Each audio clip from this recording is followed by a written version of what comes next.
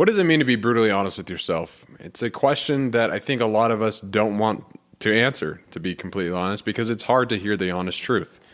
But hearing the honest truth from yourself is the only way that you can progress towards your goals. And that's exactly what we're talking about today. So without further ado, let's jump in. Welcome back, my friends. It's a beautiful day in Utah. I tried changing up the little angle here with the camera. I got my makeshift studio up right now. I am working on updating my current studio here in the house I live here in Utah. But until that point, I was like, where could I film and record this bad boy that gives the listeners or viewers a nice little picture of the background? So I don't know, you might be able to see it. I got some beautiful gray clouds and some blue sky peeking through, some snow on top of these houses here. It's a winter wonderland outside, guys. So there you go. You get a little bit of that. But on a more real note, let's get real for a second, guys. The biggest lie we tell isn't to others. It's often to ourselves. It's the little voice that says, I'll start tomorrow, or I can't do that because I'm not like them. You've got a goal in mind. Maybe it's running your first mile, starting a side hustle, or could be reconnecting with your faith. And we've been talking on the theme of 2025 goals, making this the best year you possibly can imagine for yourself, and doing what you can to hit milestones you never have before in your life. And that all is hard to do. But instead of taking that first step, you are paralyzed by comparison and self-doubt. This episode isn't about sugarcoating the truth. So if you don't want that, turn it off now. It's about embracing brutal honesty and starting right where you are. So let's talk about how to get out of your own way and take that first step. And I want to give a quick shout out to some people on TikTok. I posted a video of TikTok of my brother and I from our most recent podcast. We were just discussing how a lot of the times when you run, you get to the point to where your body's in pain. And you have the chance, it's a conversation with discomfort that you have during this run, right? For Drew, he gives the example of his knee flares up from time to time, but if he just ignores it, lets it go, the pain goes away. And these people were commenting on that TikTok and they were saying things like, hey, from someone who has fibromyalgia, this is terrible advice to push through the pain. And another person said, hey, this is great until you get to the point to where you're a grandparent. You can't even play with your grandkids or your kids. And pretty much people were just saying, like, you shouldn't. Actually, another guy said that we don't have medical degrees and people shouldn't be listening to us, which might be true. Maybe you don't need to be listening to us. But they missed the point that we were trying to discuss. And that point is, when you sit with pain, when you are in the midst of whatever that is, and it doesn't have to be physical pain. Like if you are achieving a goal, if it's a side hustle, like the pain could look like months or years of nothing happening from your side hustle, but you're like so passionate about it, you're not going to give up. You're going to keep going. And you just don't see the progress. Or if it's with faith, like a lot of the times you stop doing the small things like praying or reading your scriptures or asking God for things. And then you have to restart those things. It feels weird and it feels out of place. And like that might be the pain that you have to sit with. And so whatever it is, there's going to be a point in your goal making process where you're going to have to push through some pain. And the point of that video on TikTok was pretty much saying, be proud of yourself for those moments because you've gotten further than you have previously. And some people took it out of context. That's fine. Not for everyone. But it did make me think of the idea of being brutally honest with yourself and starting where you are and starting where you can, because that is the path to your goals. Hence the title of this episode. But I want to start by talking about comparison. Mark Twain says, comparison is the thief of joy. I've talked about that quote on this podcast quite a bit because I think it's very relatable. Comparison is the thief of joy. And if you were one of those people on TikTok who commented and were like, yeah, this is terrible advice, you're commenting to me, someone who runs 50-mile weeks on top of lifting and having a full-time job and being a husband and trying to serve other people, is trying to serve God. Yeah, it might seem out of your reach to see that and be like, oh, well, this guy's way further ahead of me. And there's people who, guess what, are miles and years ahead of me. I can't compare myself to Sally McRae, who is an amazing ultramarathoner. She knows how to sit with pain. She knows how to break through discomfort. And go watch her documentaries on YouTube because they're insane. Like, she's running 250-mile races, and for the last 150-mile section of her 250-mile race, she's like throwing up. She's having all these crazy pains. She's sick, but she gets it done. I don't know. That's a different human. I'm not at that level yet. Or you can even take someone like Goggins, who is an anomaly, right? And that's great. But I can't compare myself to those people because I'm not at that level yet. And comparison is a thief. It robs you of progress before you even begin. Like, you see someone crushing it in their career, you see someone crushing marathons, crushing life, whatever you want to say. And instead of being inspired, you say, oh, man, why even bother? Like, I'll never be like them. Like, okay, let's pause. Let's dismantle this lie really quickly. Because I believe social media exemplifies and amplifies that comparison by showing pretty much only the highlights of people's lives. Here's a spoiler. I only post the best parts of my podcast on social media and the parts that I think would resonate most with people. Everyone else is doing the same thing. There's multiple takes of someone recording their vlog, or, if someone's taking a vacation with their family and you're a little bit jealous of that, that's fine. But realize that their life is not like that all the time. When I started running, going back to when I was sick, I was 135 pounds. I planned on doing a half marathon with my sister-in-law because she's like, let's do it. And I always thought it was a cool thing to try and do, to run a half marathon. And now I'm running ultras because of that interest.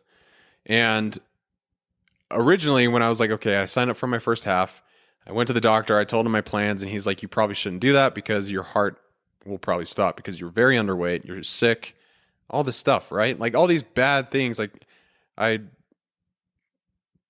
had going on, but I just disregarded, right? I immediately was like, yeah, okay, well, they're telling me not to do it. Like, that must be me. Like, I can't ever get to the point to where I'm going to run a marathon. And it was discouraging. It really was. Like, looking at where I'm at now and then thinking of how I was in that moment it's crazy to me. Like, it is 180-degree shift from the person I used to be, this 135-pound man who was weak, fatigued beyond belief, couldn't get out of bed, had very low testosterone.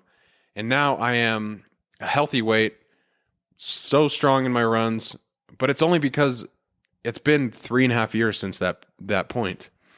And I had to make the decision at some point when I started getting healthier to actually train and start running. Luckily, I met Allie, and Team Tim kind of got me into that, and now it's can't stop me now kind of thing. But really, like, I could not compare myself to other people. And my sister-in-law, Emily, I looked up to her a lot because she ran, I think, 2 half marathons before we were going to sign up and do another one together. And I thought, like, that was insanely hard. And if I would have just compared myself to her during that whole process, I would have been like, there's no hope for me. Like, I'm not even going to try. And it's exactly what I said before. Like, why even bother? Like, I'll never be like them. And I think we tell ourselves that all the time.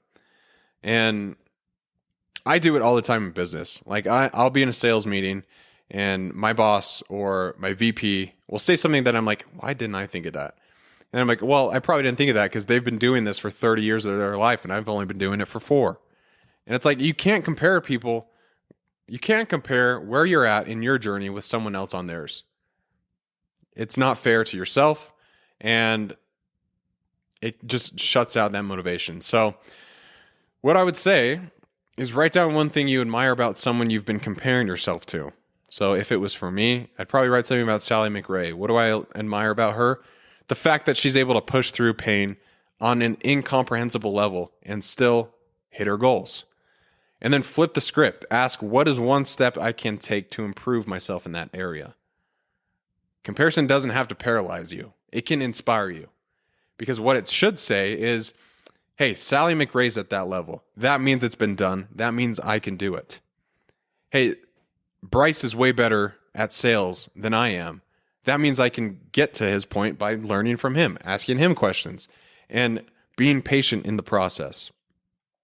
And this part, starting where you are, is where you need to start that brutal honesty. And we'll talk more about being brutally honest with yourself later on. But this quote I love from Lao Tzu is, a journey of 1,000 miles begins with a single step. A journey of 1,000 miles begins with a single step. Imagine that for one moment. Imagine and picture in your mind that you're going to walk 1,000 miles. Okay. I don't know let's just say it's from Washington to San Diego. You're going to walk that. That is so intimidating, right? But you can only start the journey by taking the first step. And I know it sounds so cliche, but it really is the truth. The only place you can start is where you are. It sounds obvious, but we resist that. We'd rather wait until conditions are perfect and until we feel ready. Spoiler alert, you're never going to feel 100% ready. I wasn't 100% ready when I made this podcast, and I would argue that I'm probably still not 100% ready to do this. I just am passionate about the topic of getting after it. I know how it's helped me, and I know how it can influence and help other people in their own lives get to where they want to be. So we'd rather wait until those conditions are perfect. But action creates that readiness. It's not the other way around. Once you start taking that action, you realize that, oh, I am more capable than I think. And when I was 135 pounds and I just started running, I didn't go out and run 10 miles on my first run. It was like 2, and then it was 5, and then it was 7. And then I kept going up until it was consistent, and I was seeing that progress, and I was proud of that. So you need to break down the myth that you need to be ready for whatever goal that you have in your mind. You're ready now. The best time to start is now. And I think a lot of the times when I think about being ready, when I think about this concept of like starting where you are, I reflect early days of the podcast.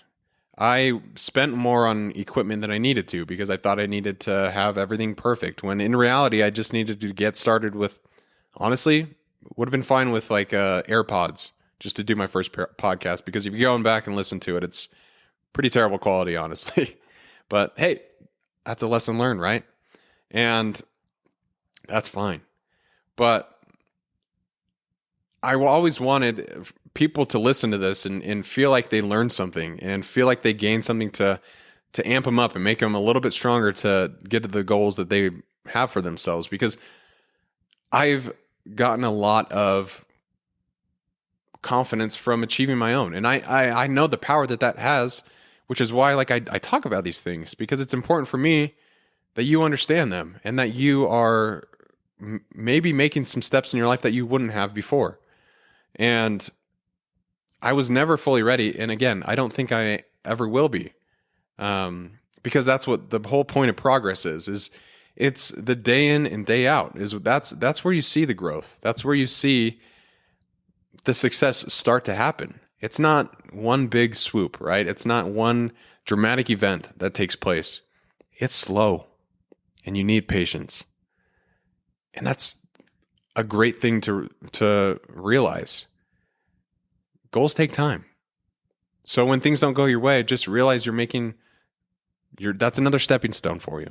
And then another one will come up, another roadblock that'll turn into a stepping stone. And it just falls back into it. So figure out what your baseline is, and then ask yourself, what can I realistically do today to get me one step closer to whatever goal is in your mind?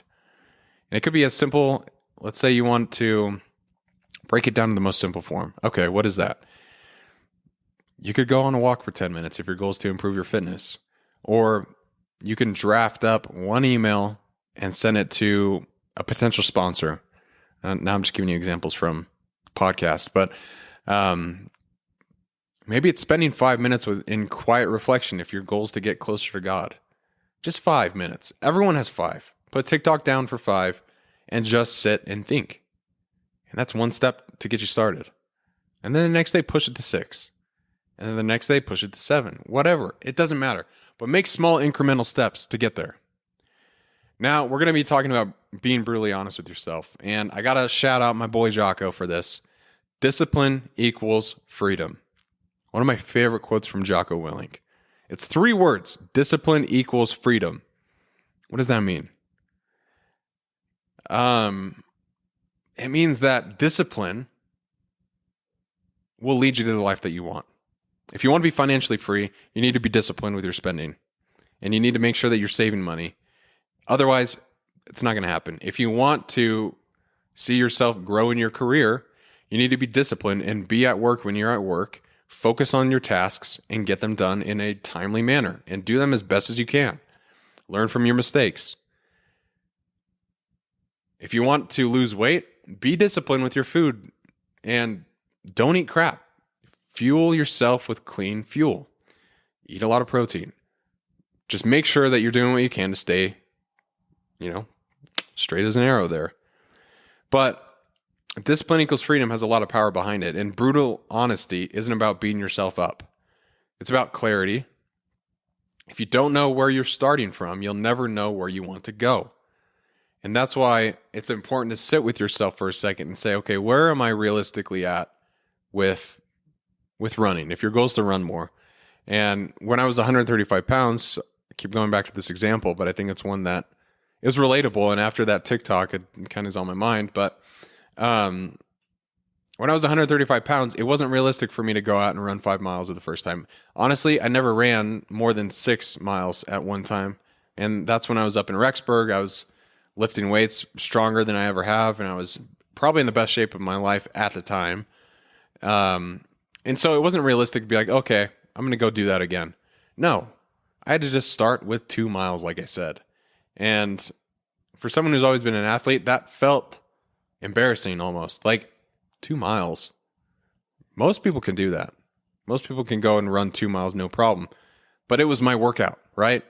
And I just slowly kept getting better and better. But most people lie to themselves about their capabilities. They lie about their consistency or even their commitment. So let's change that. Like, don't lie to yourself about those things.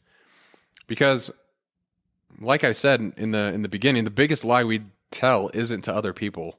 It's to ourselves. We want to think that we're more amazing than we actually are. And that's ego talking. So like Jocko also says, put ego at the door. Leave it at the door. It doesn't need it. There's no room in here for ego. Once you understand that and once you throw it away, then, who cares if you get embarrassed? Who cares if you fail at something? Because you are making strides you never did before. And Goggins, he says, he doesn't look at failure as failure. He looks at them as attempts. What a powerful mindset that is. Like, you don't think that would get you further in life? If you looked at failure as failure and you were done the first time you failed, I got news for you. You're not going to go far. But if you look at failure as an opportunity to change and to get better and to improve and see where you went wrong and what you can be doing differently next time, you're going to do things you never thought was possible for you. And it's like when I was 135 pounds, if you told me I would run an ultra marathon in my life, I would have laughed at you. I would have said, there's no way in hell. That's not going to happen. So, honesty is a tool for discipline as well, not self-criticism.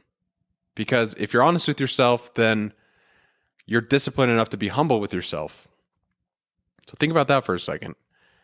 But let's, I got 3 things for you to think about because I think we can tie in the goals for yourself for 2025 pretty much into 4 buckets, but I'm going to focus on 3. So physical, professional, and spiritual. So with physical, are you really doing the work or are you just thinking about it? Professional, are you procrastinating on hard tasks with busy work? We all have that. Or spiritual, are you making time for reflections or just letting the day slip by? Like, are you making sure that there's a section of your day that's focused on spending time with God? And if you answered no to any of those things, or if you answered yes to some of them, you might need to make some changes. And that's a good thing. Be proud of that, because if you're honest with yourself, again, you'll see more success in your life. You'll see more progress, more goals hit. Because if you don't know where you're at, you don't know where you're going to go. And take 10 minutes to evaluate your actions over this past week. And then write down what you did and what you didn't do to move closer to your goal. With this exercise, be objective and not emotional. Like, don't let your emotions get into this. Just be objectively thinking about it, okay? Perspective also plays a huge role in this. So focusing on the end in mind, right? Friedrich Nietzsche has this quote where he says, "He who has a why to live can bear almost any how." He who has a why to live can bear almost any how. What does that mean? Well, the path to your goal isn't straight. It's going to be messy. We've talked about that already, but keeping the end in mind will help you move forward. Like when those roadblocks come up, when the tasks seem daunting, or when you're seeing no progress with your side hustle, when no one's buying your products, take a breath, sit with that, and try and focus on the perspective. And if you're focused on a side hustle and you're seeing no progress, then look at one of those people that we talked about, you comparing yourself to, and see what traits that they have that you're like, maybe I need to be more like them in this way. And then work on that for yourself. And it's not only until you do that that you'll be able to understand if that's the step that you needed to take. But perspective can be a superpower for you, because every step, no matter how small, is progress. That's why I talk about journaling so much, because you're actively making note of things that went well and things that didn't. And so you're always doing this exercise of self-reflection and not criticism, but honesty. Like being honest with yourself on what didn't go well that you need to do better. And I think that might be the most important thing for you to think about is, yes, when things go well, that's important, double down on them, but move on. But when things don't go well, think about why and figure out why. Because if you figure out why it went wrong, then you know what to do next time differently. And it also applies to the fact that, like, with whatever goals you have, what's the why behind them? Why are you doing the goals? Why are you deciding to run? Is it because you want to lose weight? Is it because you want to get healthier? Make your heart stronger? Why do you want to improve in your career? Is it to make more money? Is it to provide for your family better? Is it to create more opportunities?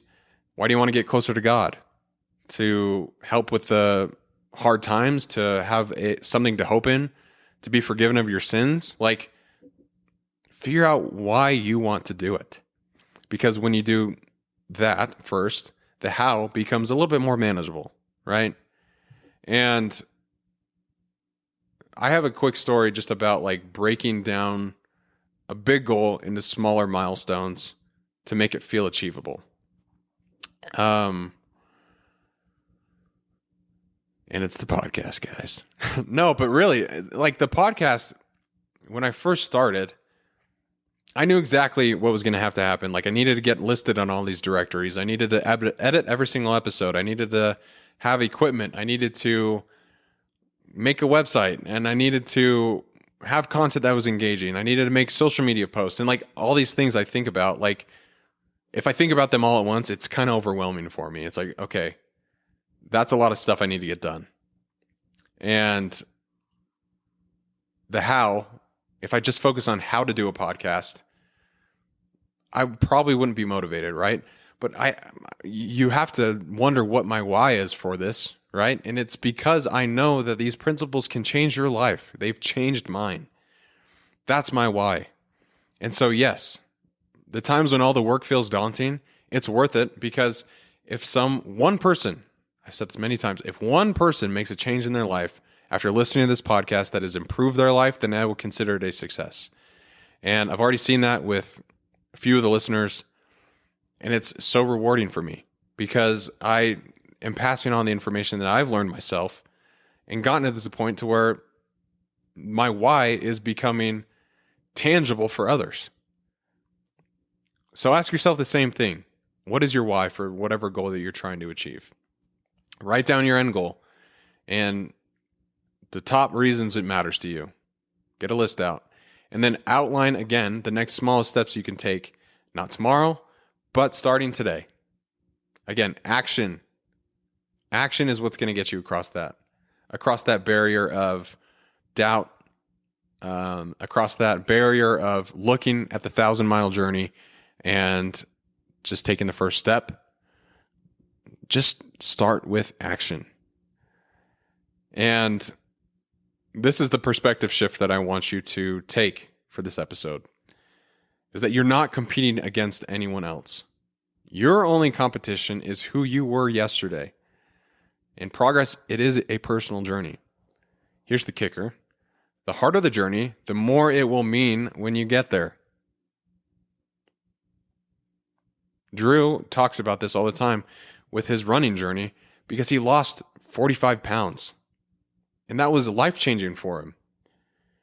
And he's talked about it, like the times where he was discouraged to keep going and where his body ached because he was a little heavier. And now he looks at that and he's like, I'm so glad I'm at where I am now today because I feel so much better. I know the value of hard work. And it's just awesome to see, right? And the same thing can happen for you. Like the harder your journey is, the more it will mean when you get there. And Robert Collier, I think that's how you say his name, Collier.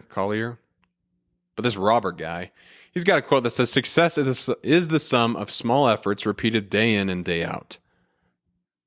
So think about that too. It's not a goal that you're going to commit to one day a week. This is a daily commitment. And again, like I said, like there's no sugarcoating this. That is the path to your success.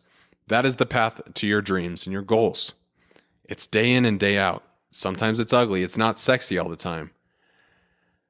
But when you get to that point where you start seeing the why come into fruition and you start competing with yourself rather than others, then comparison fades out when you focus on personal growth.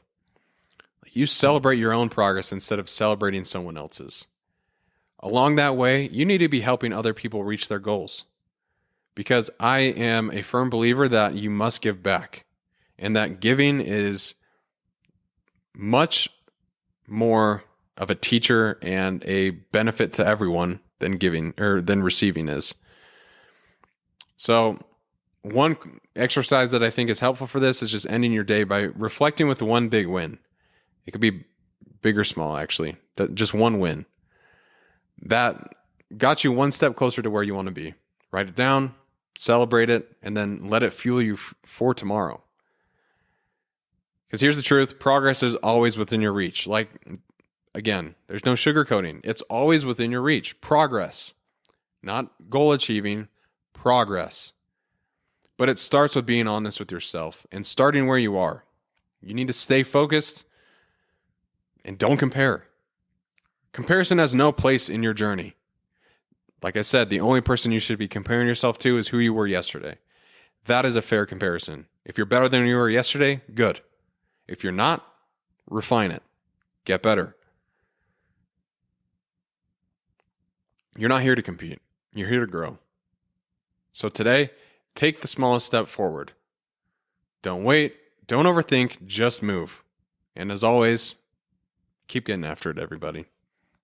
Proud of you guys. But if this episode hit home for anyone, please share it with someone who might need to hear it, because I think we're all on a journey to make 2025 our best year. And that means this is the year that we stop comparing. We start creating the lives we're meant to live. So until next episode, everyone, reach out on social media if you need to get to me, but keep getting after it. You're almost to your goals, guys. Boom.